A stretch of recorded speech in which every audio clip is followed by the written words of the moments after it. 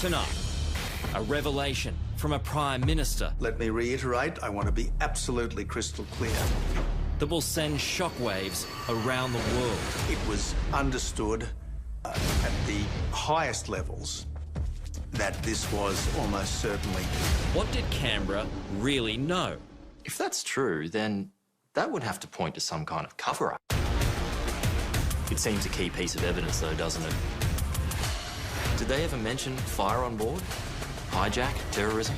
And the pilot bombshell. We'd also tracked down the mystery woman, a woman about 20 years his junior. Maybe he wasn't a good family man? 2 days before the flight, she'd sent him a message. That's about 1,000 kilometres an hour. This is going to hit. So do you know where it is? Yeah. At my house. It's not much further. No, it's not much further. How can you leave our families out there? Find out what went wrong and make sure it doesn't happen again. Well, let's get out and explore it. The untold story of MH370 continues tonight.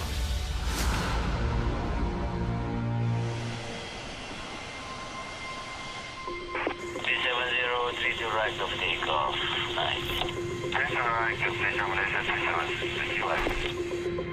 It's 12:42 in the morning, local time in Kuala Lumpur, when Malaysia Airlines flight MH370 takes off, bound for Beijing.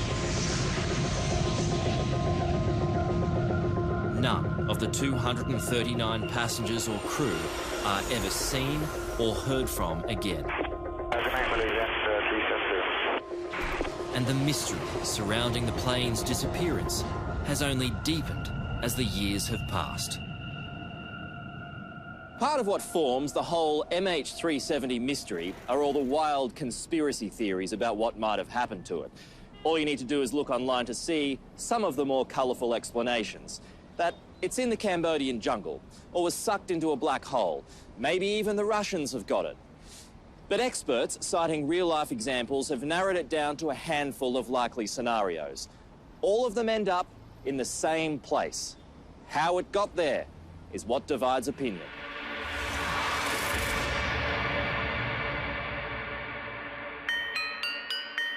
Captain Zahari Ahmed Shah was a 53-year-old pilot with 18,000 flying hours. MH370 was his final flight. He lived here in this gated community in Kuala Lumpur's upmarket Shah Alam. He was a married father of 3 adult children and a grandfather, known as Ari to his friends and Uncle Ari to his many nieces and nephews. He's an intriguing figure. He's got quite a lot of aspects to him. By all accounts, he was a superb pilot, absolutely full of capacity to train others, and he was very senior, he was in his 50s, highly respected, highly liked. He seemed to be a fun guy, by all accounts. Hi everyone, this is a YouTube video that I made as a community service. In his downtime, Captain Shah also made videos for his own YouTube channel. In the background here is his home flight simulator. He's a jovial person, a very friendly guy, very easily approachable. He's also a good family man, a good father to his three children. This is young Zahari Shah back in his early flight training days, when he was chosen by Malaysia Airlines to join its cadet pilot program. His love of flying is well documented. He even built and flew model aircraft in his spare time. Is it possible that he hijacked the plane and killed those people? I absolutely don't agree with that. Why? I don't see him as a person who could do that. Zahari was politically active and a distant relative of Anwar Ibrahim, the country's opposition leader who was convicted of sodomy a day before the doomed flight. He was said to be quite upset by that verdict. Now, he was active in the party, but again, there's no claim of responsibility in any of this. But that's one lead. Again, would it be enough for him to take such drastic action without saying he did it? Difficult to say. It's also claimed Zaharie had affairs and his marriage was in trouble, all denied by his family and friends. A woman about 20 years his junior, with whom he had clearly a fairly close relationship, she denied that it was of a sexual nature. But she said she broke this relationship off some months before the flight, but 2 days before the flight, sent him a message, a WhatsApp message, that she wouldn't divulge. So there, a lot of tantalizing things that go in various directions. But again, I don't think there's any smoking gun in any of this. Do you know that to be true? That maybe he wasn't a good family man? Well, I will take that with a pinch of salt, really, because I believe that the media has sensationalized and misled the story into believing that he has to paint a picture that he has a troubled family life. I don't believe that. The man had 2 houses and 3 cars, and there's no evidence that he had life insurance. He had some political interests in Malaysia, but if he was doing it for a cause, then surely that cause would have been made public. So none of the theories are perfect. All of the theories about its loss are flawed, but the end line, the end of the line is the aircraft did change dramatically its course and headed out to sea to a place where it would be very, very difficult to find. When I first heard of this disaster, I rang the Malaysian Prime Minister and I offered Australian assistance. That assistance was very gratefully accepted. It became apparent after a few days that the plane had followed a very different course, and we dramatically scaled up our involvement in that search. MH370 vanished during Tony Abbott's tenure as Prime Minister, a time when he enjoyed what he calls a strong and constructive relationship with his Malaysian counterpart, Najib Razak. He was a good friend to Australia. Since then, embroiled in an unrelated corruption scandal, Razak's career has imploded. I don't comment on the domestic issues which have since brought him low, but he was a good partner and he was a good friend to Australia. While Captain Zaharie Shah's family and friends may well be certain of his innocence, Tony Abbott was left in no doubt about who was responsible. It was pretty obvious that someone had been in charge of that aircraft. The aircraft do not do the kind of thing that aircraft did unless someone is at the controls. My understanding, my very clear understanding from the very top levels of the Malaysian government is that from very, very early on here, they thought it was murder-suicide by the pilot. They said that to you? I'm not going to say who said what to whom, but let me reiterate, I want to be absolutely crystal clear. It was understood at the highest levels that this was almost certainly murder-suicide by the pilot, mass murder-suicide by the pilot. How long after the plane disappeared did that information become clear to you? Within a matter of a week or so. What's interesting about this admission is that the Malaysians never named or blamed Captain Zaharie, at least not publicly. Despite media reports that the plane was hijacked, I wish to be very clear.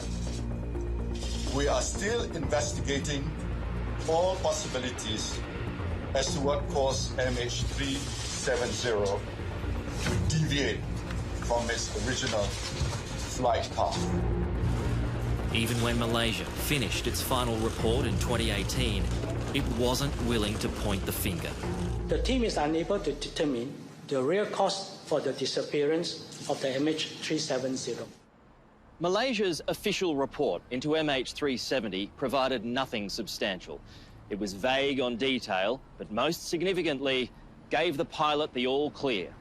The report said it couldn't have been Zuhari because his mental state was satisfactory and his ability to handle stress at work was good. He had no history of apathy or anxiety, nor were there any behavioural changes that raised any concerns. What was the reasoning that the Malaysians gave you? Well, it was crystal clear to me that they had a very clear understanding that this almost certainly was what had happened. Did they point to any evidence at that point? Did they say, we found this or we heard from this? No. When you're dealing at this level, if you are told that something is the clear understanding, you don't need to go into a vast amount of detail. If that's true, then that would have to point to some kind of cover-up. Look, that's not my assumption at all. And I've read all these stories that the Malaysians allegedly didn't want the murder-suicide theory pursued because they were embarrassed about one of their pilots doing this. I have no reason to accept that. Why didn't you say something about this at the time? Well, at the time, and I had a lot to say about this at the time, but at the time, I was focused on finding the plane. 7 days after MH370's disappearance, Malaysian police searched Zuhari's home and find, on his flight simulator, practice runs to the southern Indian Ocean just 1 month before the doomed flight. It's a stunning piece of evidence which isn't made public until it's leaked 18 months later. Now, the significance of that is that there's nowhere to land anywhere near where that track took it at the end. There are no islands, there's nothing. And so by processing that flight on his flight simulator, he was practicing what could only be a suicide murder flight. You must also remember that there were 2,700 flight simulations in his simulator, and only a few out of these 2,700 end up in South Indian Ocean. But doesn't that strike you as unusual? Nothing unusual, because it's very common for pilots to practice ditching. But why not ditch somewhere closer? Well, I do not know. I cannot explain why he chose South Indian Ocean, of course. Look, that sort of stuff is not something that as Prime Minister you would expect to be officially briefed on. It seems a key piece of evidence, though, doesn't it, and backs up that theory that it was murder-suicide. Well, the most obvious explanation is invariably the best explanation. Did they ever mention fire on board? That's not something that was ever discussed with me. Hijack, terrorism? Not something that was ever discussed with me. The clear understanding from very early on was that this was mass murder-suicide by the pilot.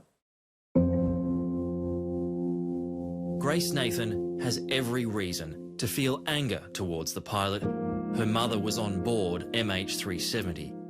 But a lawyer by trade, she won't accept Mr. Abbott's claim at face value.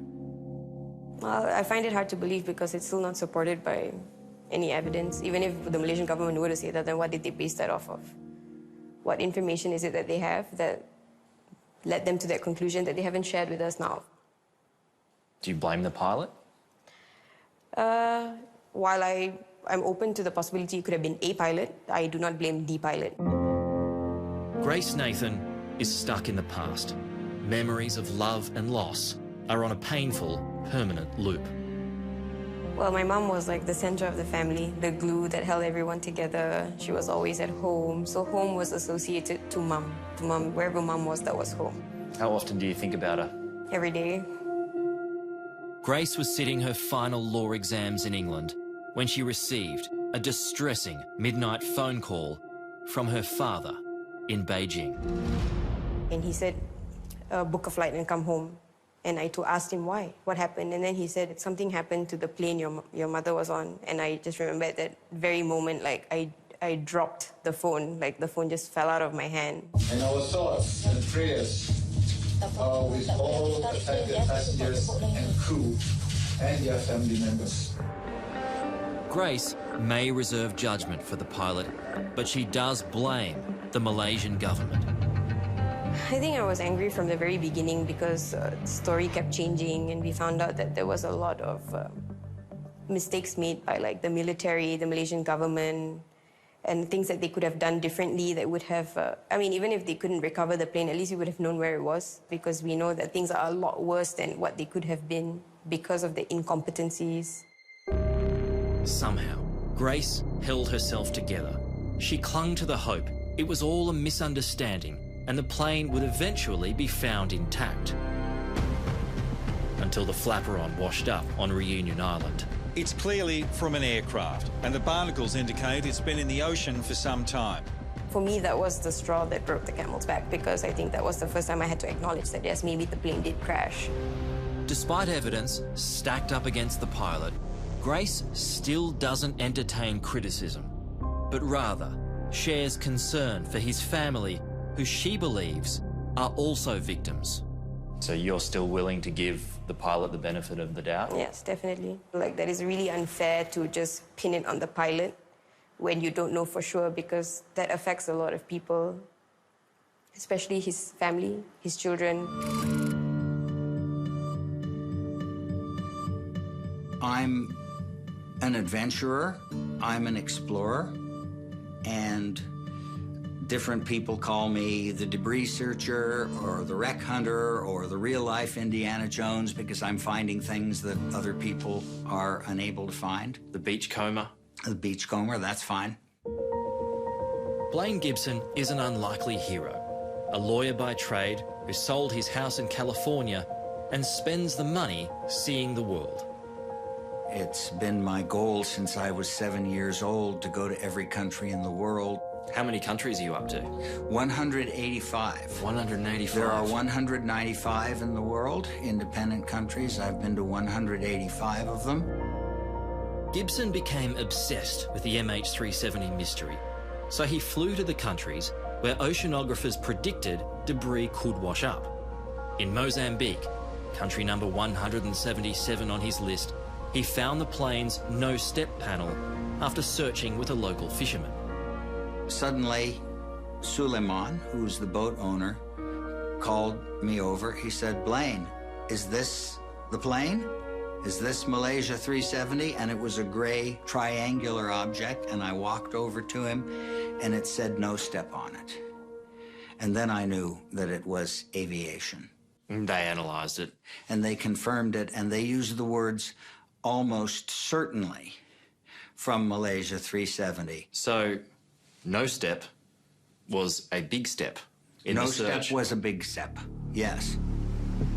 That big step gave Gibson momentum. He was hooked. Next stop, Madagascar. On the first day, we found 3 pieces of debris. Which were? One was the panel that goes right above the flaperon, and it was also from the right side of the plane. And then at the end of the day, it was the piece that, holding it in my hands, it made me cry. It broke my heart. And that was the case around the TV screen on the back of the seat in front of you. This is a piece of a seat from the main cabin I'm holding right in my hands. And this is probably the last thing that somebody saw. To date, 32 pieces that are believed to be from MH370 have been found at different locations around the world. So you've got a debris field in 6 countries: Tanzania, South Africa, Mozambique, La Réunion, Mauritius, Madagascar. Blaine, with the help of locals, has collected over half of them. 17 pieces of debris, either suspected or now confirmed, to be from the wreckage of MH370.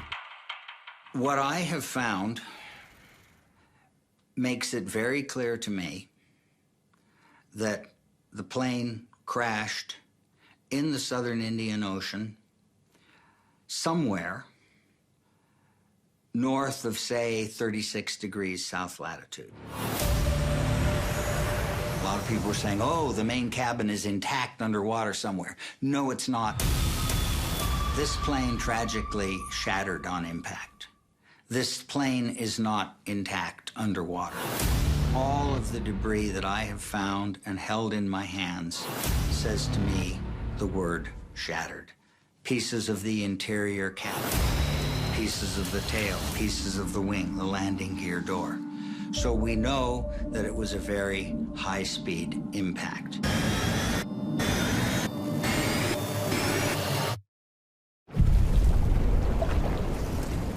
It is probably the most difficult search in history. What does it say to you, though, that after all this time, it still hasn't been found? Look, it says to me that we should still be looking. It says to me that if at first you don't succeed, try and try again, because this is not something that a decent people, and I'm not just referring to Australia here, I'm referring to all of the countries who had citizens on that plane. This is not something that a decent people can let go.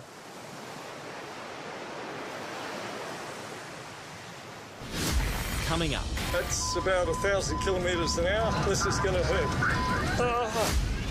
My very clear understanding from the very top levels of the Malaysian government, they thought it was... Were you told? I don't recall ever being told that explicitly. So someone like Byron Bailey might be right. Yes. As far as I'm concerned, it's game over. We know where it is. We've always known where it is.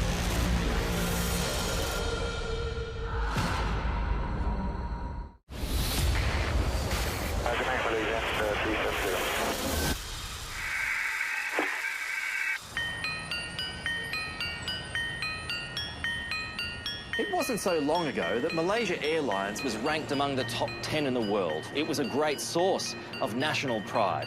But after 2014, following 2 fatal crashes, it slipped way down that list. To be fair, one plane was shot down over a war zone, while the other was the likely doing of a rogue pilot, so the company can't be completely to blame. But investigations were bungled in a PR nightmare that lurched from one problem to the next. And a once mighty brand is now permanently stained.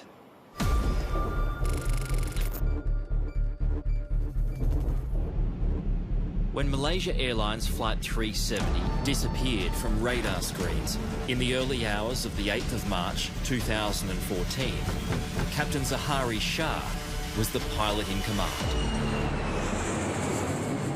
My very clear understanding from the very top levels of the Malaysian government is that from very, very early on here, they thought it was murder-suicide by the pilot. This is what then Prime Minister Tony Abbott was told in private about a week after the plane vanished. It's information that's critical in determining where, in the southern Indian Ocean, MH370 is likely to have ended its flight. Did you share that information with Warren Trust, say, or your government departments to help define the search area?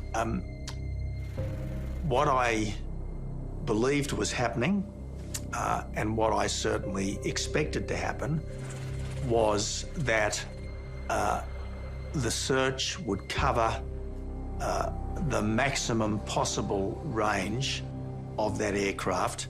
I had no reason to think that the search was being restricted on the basis that the pilot had nothing to do with it.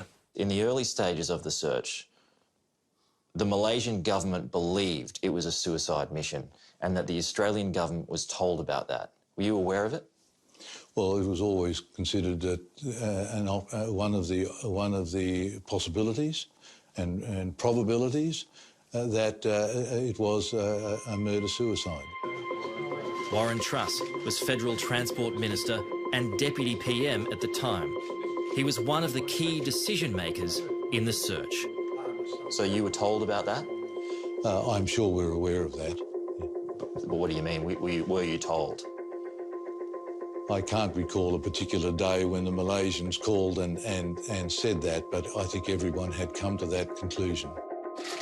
3 weeks into the hunt for the missing aircraft, former Chief of Defence Sir Angus Houston was brought in to coordinate the search. We haven't found anything anywhere that has any connection. In his role, he participated in meetings at the very highest levels. What did the Malaysian PM tell you about what he thought happened? He didn't indicate what he thought had happened. And neither did Prime Minister Abbott. So the Prime Minister at the time never told you what the Malaysian leader told him? No. So murder-suicide never came up? No. No, I don't recall ever being told that explicitly by anyone in authority in Malaysia that was the case. I was kept in touch with the Malaysian police investigation, both directly and through the Australian Federal Police, but no one ever passed on to me that level of certainty from the Malaysians. Martin Dolan's role in the hunt for MH370 was critical. As head of the Australian Transport Safety Bureau at the time, he spent the final 2 years of his career on the search.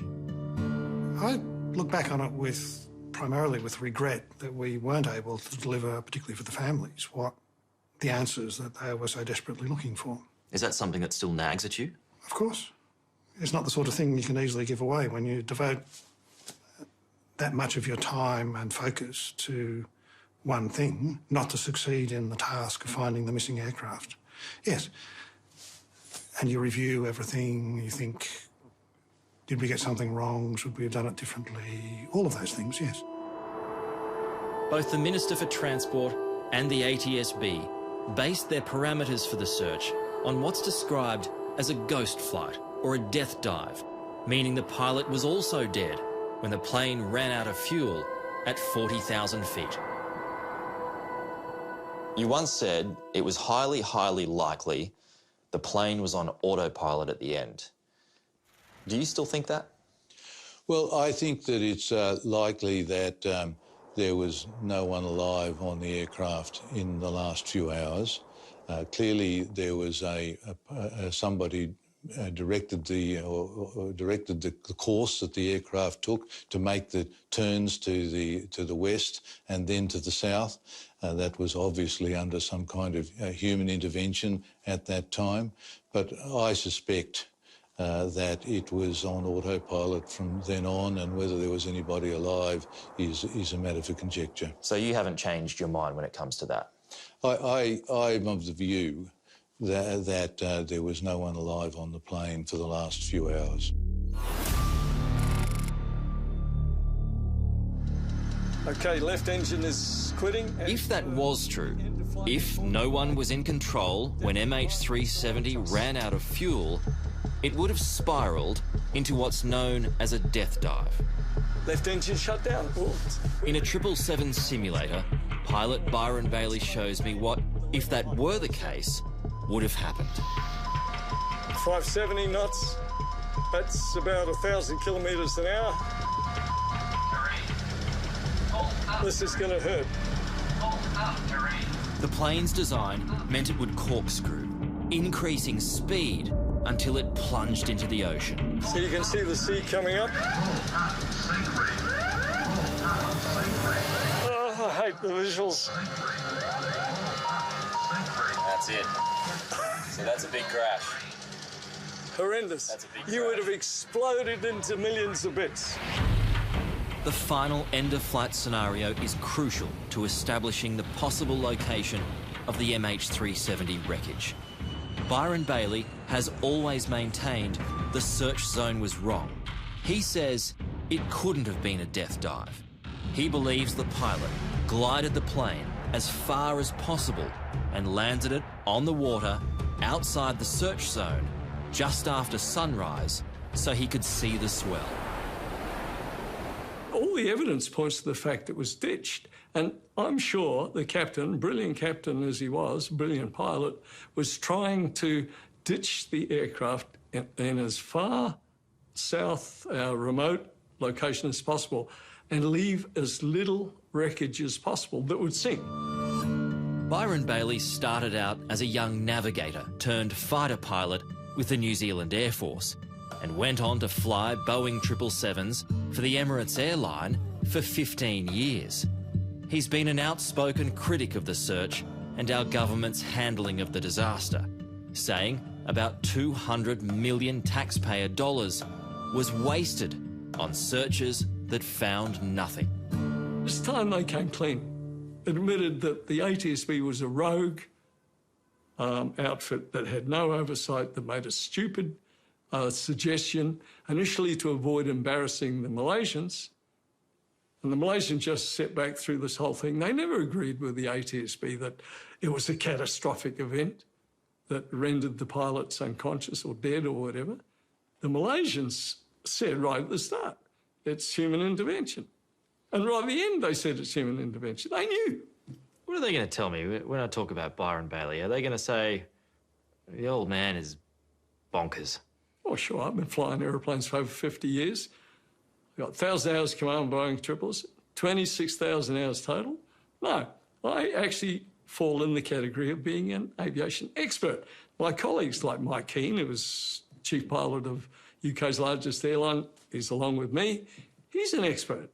My concern in this case, for those who say that the aircraft crashed in a so-called ghosted flight, they made up their minds near the start that this occurred.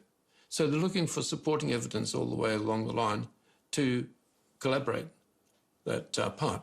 Sometimes it's convenient to turn your back on something as far as government's concerned. What are you referring to there? Countries are very protective about their own organisations, airlines, reputations, etc. Like Byron Bailey, Mike Keane began his aviation career as a navigator with the New Zealand Air Force. He too became a fighter pilot and survived a catastrophic crash, ejecting with just seconds to spare. So that was your plane? Yeah. Thousands of pieces? Yeah. The whole aircraft was, from the cockpit backwards, was just a big ball of fire. You're lucky to be alive, Mike. Yeah, really lucky. He went on to fly commercial airliners around the world. The government says it looked at all possible theories. Well, they haven't. Because they didn't look at yours. Yeah. They didn't look at Byron's. We've worked independently on this. It's not as if we've all got together in a room and said, well, this is it. And in fact, the positions that we were quoting are slightly different. We came from different directions and reached the same conclusions. Despite their parallel careers, Mike Keane and Byron Bailey had never met before the disappearance of MH370. It's their shared interest in how the flight ended that has brought them together. I've got other people behind me that are seriously qualified people, but they won't listen to any of us, just ignore us.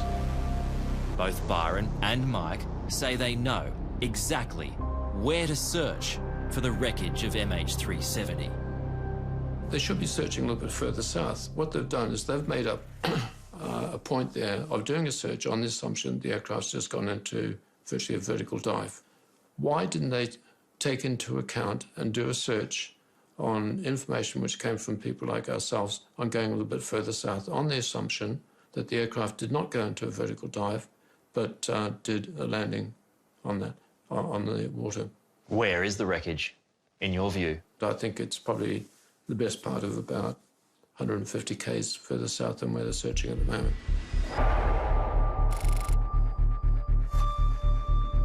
We're in cruise at 39,000 feet. Back in the flight simulator, Byron shows me what he thinks happened.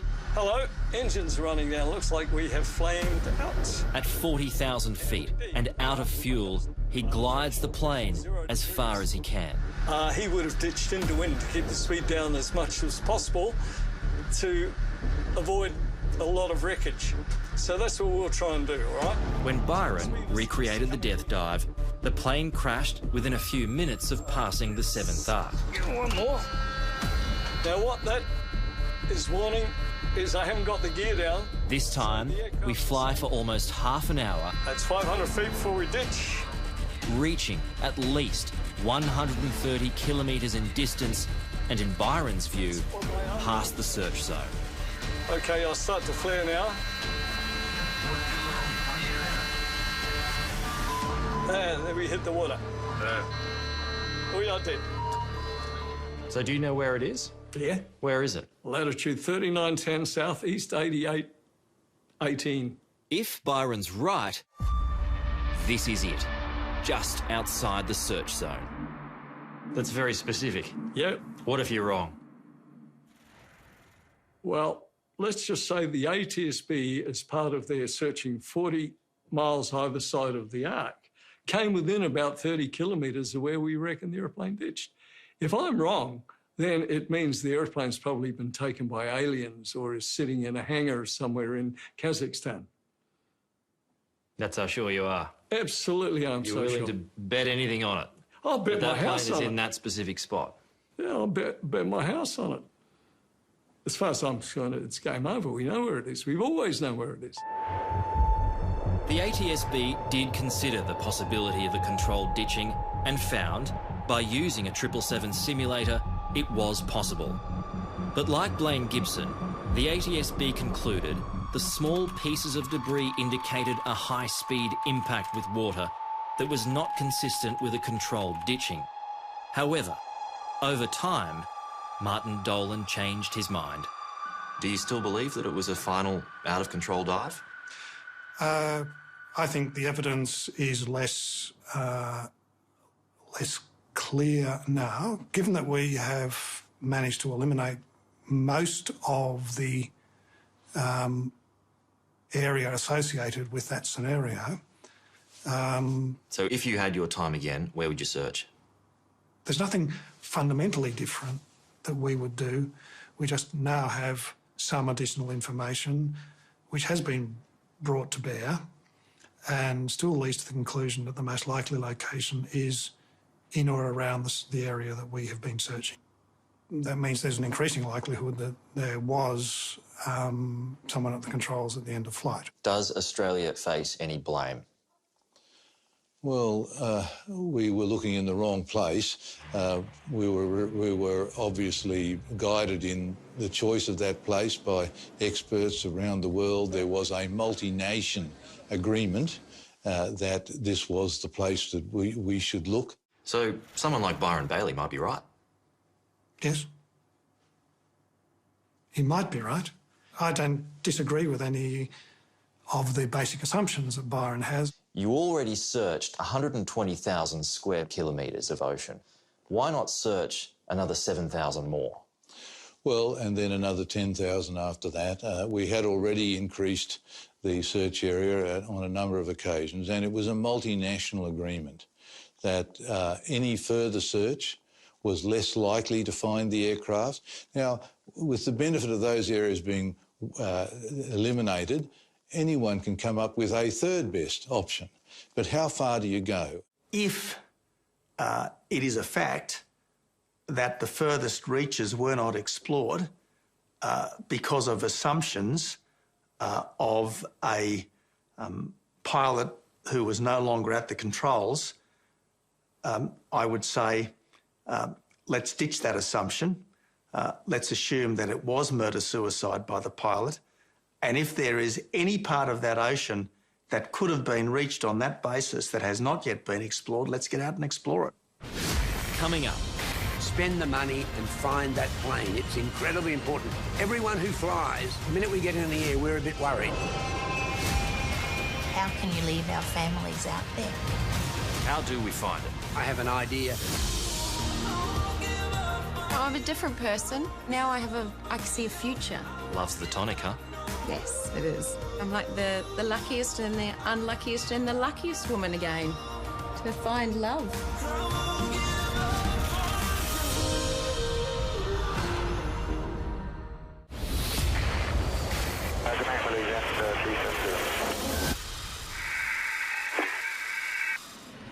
France is now the only country still conducting an active investigation into the crash.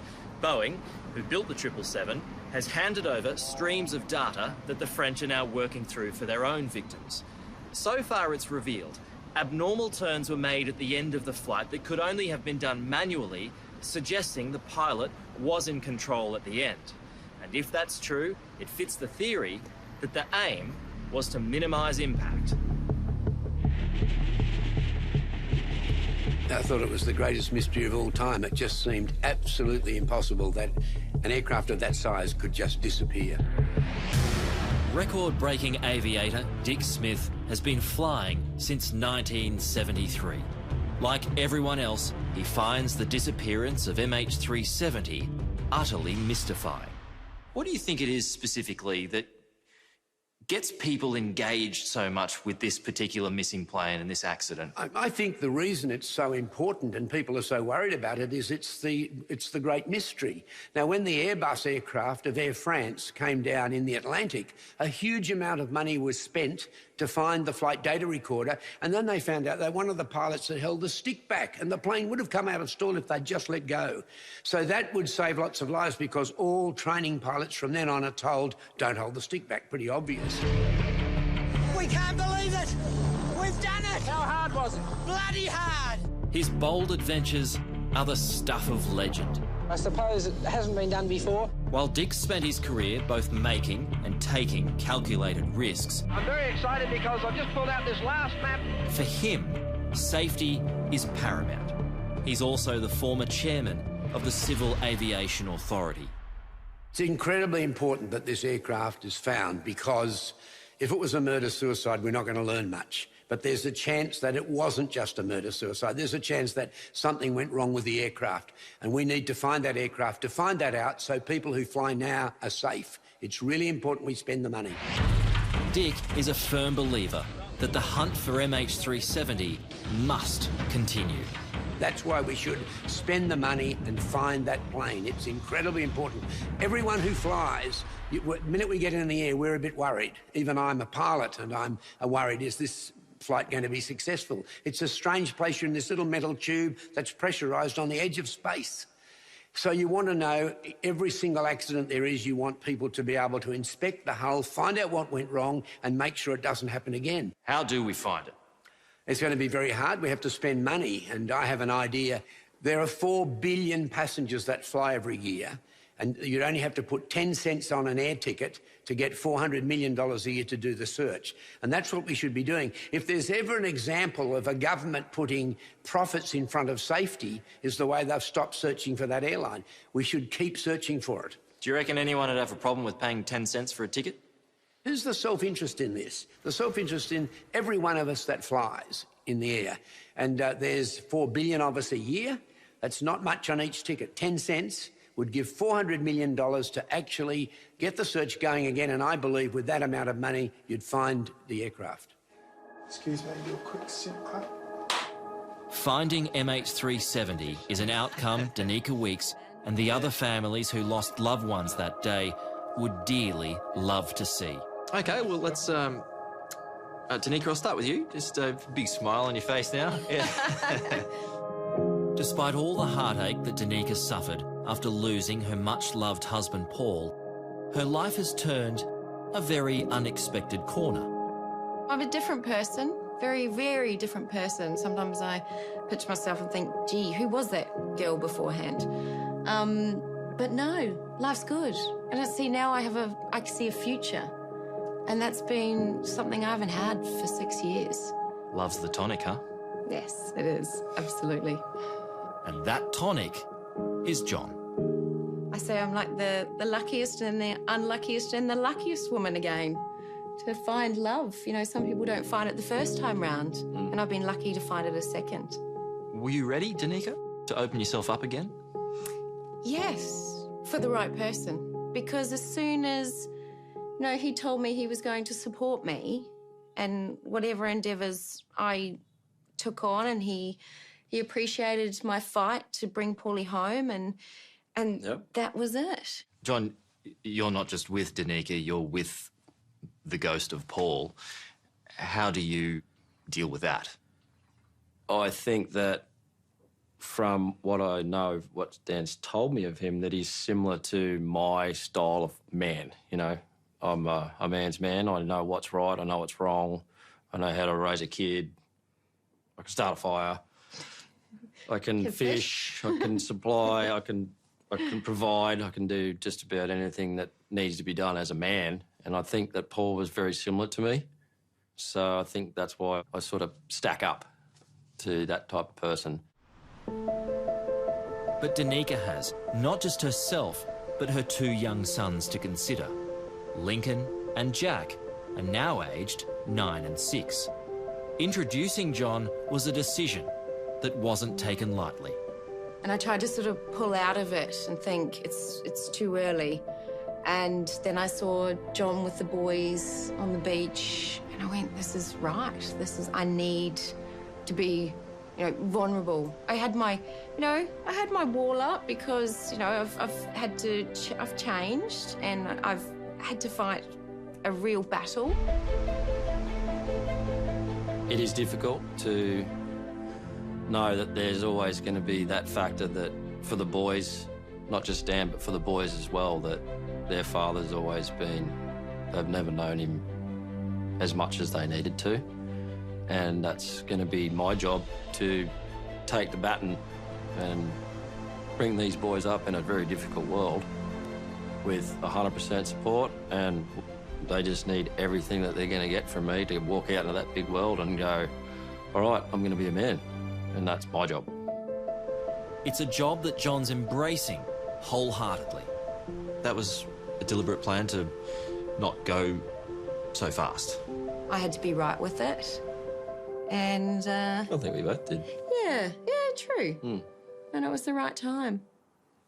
Yeah, I think it was definitely being able to find each other's parameters and let the boys get to know me, let Dan all of us get to know each other. I think that's the most important part before you just barrel out and get married. Yeah. And that's just what they've done this year. And what do the kids think? Oh, they're ecstatic. They are. They're really happy. And I think you asked me once whether Paul would agree with his parenting style. And I said, actually, yes. They're very similar. You know, Paul's from the army, has this, obviously strong personality, and John has that strong personality. I have no qualms in that John will raise our boys exactly the way that Paul would have wanted. I think Paul would be, wherever he is, would be looking down and going, yes, Dan, yeah, you got it right.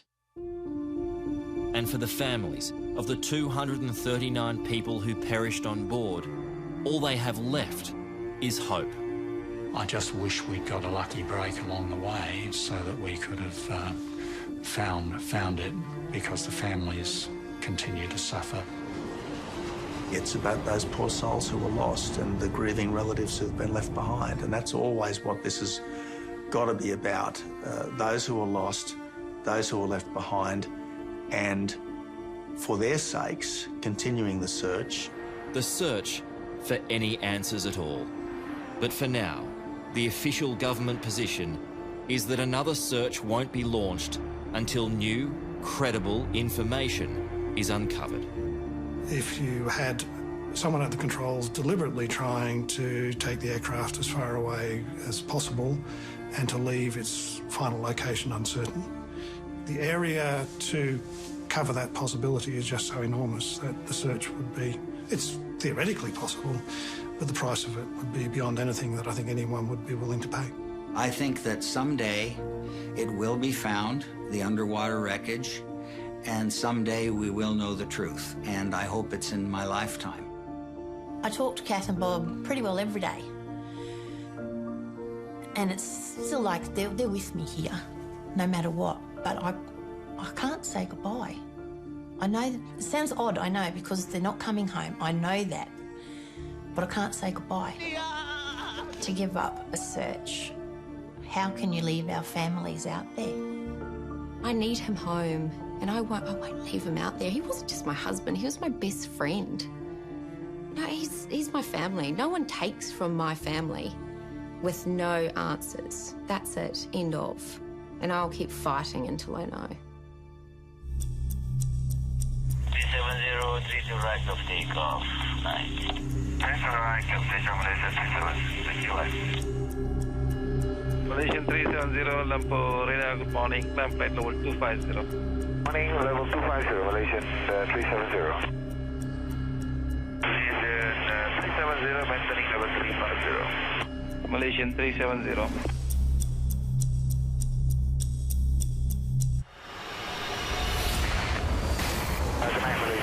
370.